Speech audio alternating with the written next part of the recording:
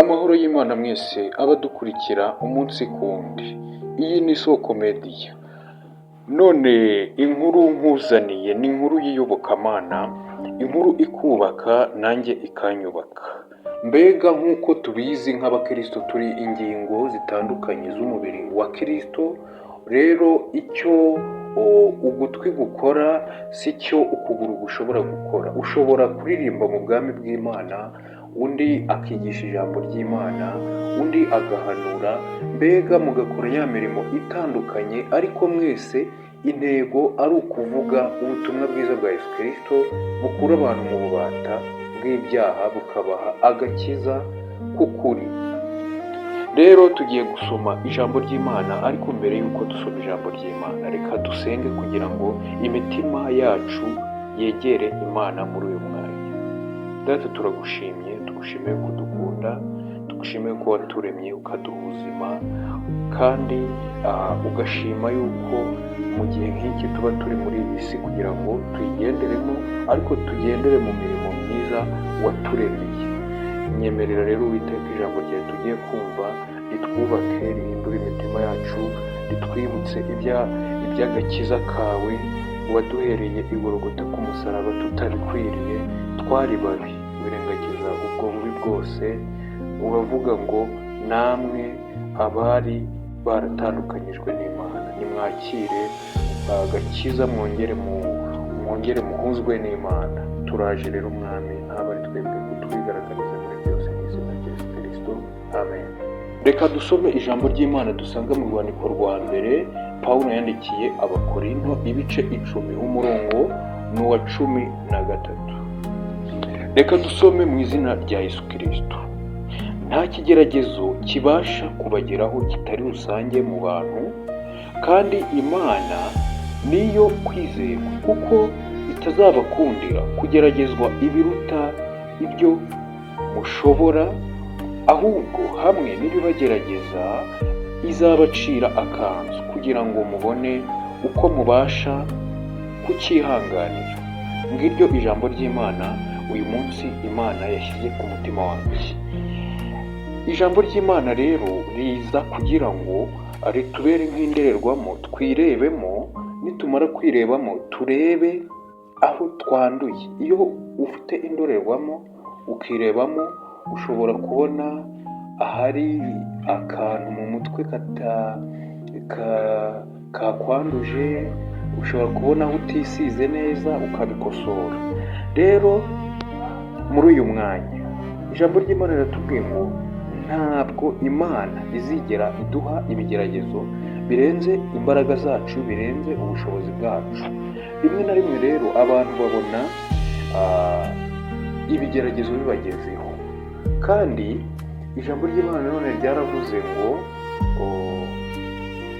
ni iby'ibyishimo nitugubwa gitumo n'ibitugerageza, kuko Imana muri ubu buzima Imana yadushyizeho, ariko kubera ingaruka z'icyaha cya Adamu na Eva cyakururiye isi yose umuvumo w'uko isi yahuye n'umuruho, aho Imana yavuze iti umugore azajya byarababaye, umugabo nawe azajya abonera umuryango ibyo kurya, yavunitse yiyushye akuya.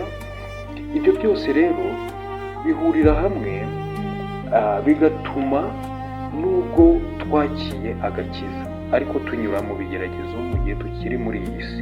Rero benshi hano barahatsindirwa.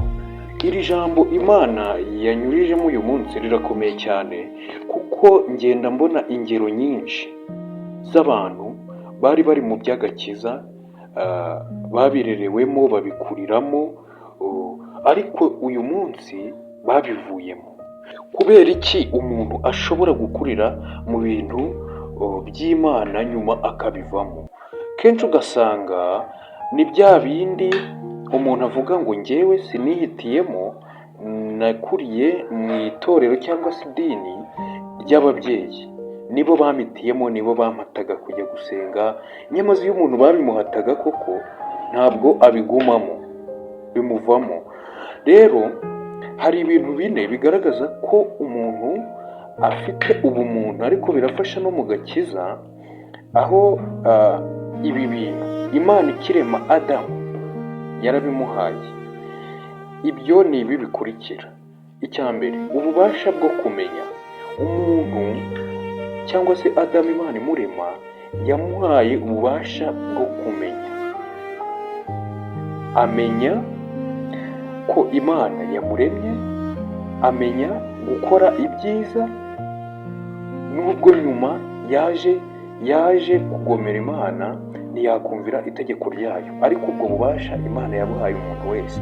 Umuntu wese ikintu yashatse kumenya arakimenya, umuntu muzima. Ubundi bubasha bwa kabiri Imana yahaye umuntu ni ububasha bwo gutekereza. Umuntu ashobora gutekereza ikintu akavuga ngo iki kintu namenye, akagitekerezaho akavuga ngo iki kintu namenye ni cyiza cyangwa ni kibi, bitewe n'icyo kimukoresha. Urugero, wenda ushobora kumenyana n'abantu, noneho wamara kumenyana nabo, imico yabo ugasanga imico yabo ni myiza. Hari n'abandi ushobora kumenyana nabo ugasanga bafite ingeso mbi, Rero nk'umuntu muzima utekereza kuri iki cya kabiri twari tugezeho, Imana yahaye umuntu ububasha bwo gutekereza. Utekereza ku bintu ukorana n'abo bantu, cyangwa se ku bintu bakujyanamo, niba ari ibyiza cyangwa ari ibibi, ukaba wabikurikira cyangwa utabikurikira. Ubundi bubasha bwa gatatu Imana yahaye umuntu ni ububasha bwo guhitamo. Nibyo navugaga, umuntu ashobora guhitamo icyiza, agahitamo kuba umukristo cyangwa agahitamo kutaba umukristo. Byose birashoboka kuko Imana yaguhaye nk'umuntu ubwo bubasha bwo guhitamo.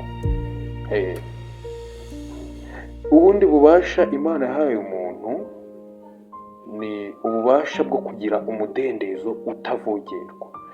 Ibintu wamenye, ibintu watekerejeho, ibintu wahisemo, ushobora nyine kubikora mu mudendezo wawe, ntawe uguhagaze hejuru. Niyo mpamvu umuntu ashobora guhitamo gukorera amafaranga ukwezi kose, ariko akayamarira mu kabari umunsi umwe. Ni ibintu aba yahisemo mu mudendezo we. Ni ukuvuga ngo rero Imana idutabare kandi tugire neza. Rino jambo rivuga ngo nta kigeragezo kitugeraho kitari rusange mu bantu, kandi Imana ntishobora kuduha ibitugerageza birenze imbaraga zacu. Niba Imana yarakuremye uri umukobwa, uri umusore, ikaba izi igihe uzashakira cyangwa se uzubakira urugo, ariko wowe mu bitekerezo byawe ukajya uvuga uti ibi bintu byaratinze, natinze gushaka nk'umusore, ariko ntumenye umugambi w'Imana ku buzima bwawe. Burya umugambi w'Imana ku buzima bwawe, icyo wakora cyose ntabwo wawihutisha cyangwa se ngo uwutinze. Igihe Imana yagennye izagukorera icyo yagennye, irakigukorera. N'ikimenyimenyi, umunsi wo kuvuka kwawe niyo yawugennye. Yagennye imyaka yo kubaho kwawe, yagennye n'umunsi wo gupfa kwawe. Cyangwa se ku babyizera birashoboka ko hari n'igihe Yesu azagaruka ukiriho, nabyo birashoboka. Rero nk'umusore cyangwa umukobwa ugasanga ari kuvuga ngo byaratinze, ugasanga yiciriye inzira.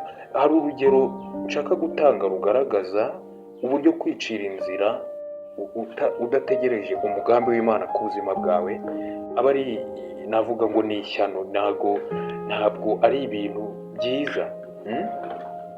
Ni ukuvuga ngo nzi umuntu, ntari buvuge izina kubw'umutekano we, umuntu njyewe nari umwana nturamubona akora umurimo w'Imana ku rusengero nasengeragaho.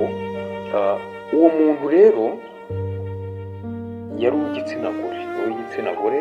Uwo muntu akora umurimo w'Imana abyishimiye, abikunze, aririmba, yigisha ijambo ry'Imana, akora imirimo myiza, ubona ko yirinze. Ariko ni bya bindi bavuga ngo Imana yo nyine hari isaha yayo iba yarateguye.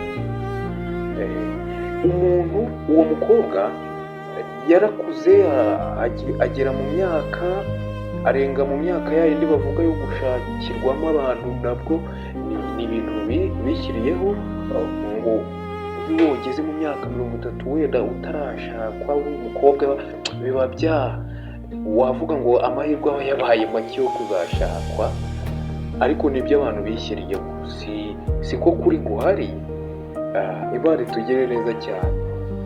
Ukuri guhari ni uko isaha y'Imana niba yaravuze ngo uzashakwa mu myaka 31, ntabwo wowe nushaka ku myaka 26 ari we wiciriye inzira. Ari nabyo byabaye kuri uwo mukobwa, yashatse yiciriye inzira, avuze ati ndarambiwe isi, Imana izampa umugabo.